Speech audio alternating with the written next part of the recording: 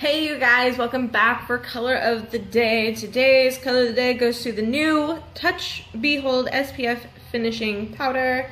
Ta-da! This one,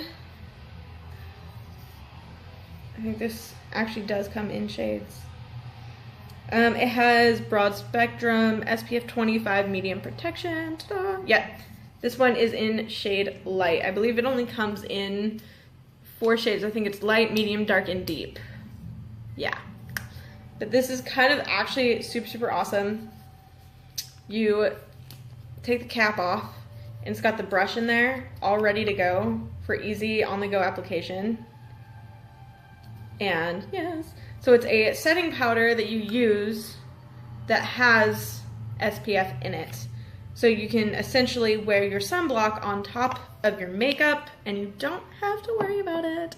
Yes, if you're interested in your very own Touch Behold SPF finishing powder, I will leave the link for you guys in the description below here on YouTube. Once on the website, go to shop, then select face, and scroll down to the Touch Behold Broad Spectrum SPF finishing powder. Ta-da! Yeah, so that is it for today's color of the day. Thank you guys for hanging out with me. I'll see you guys later. Bye.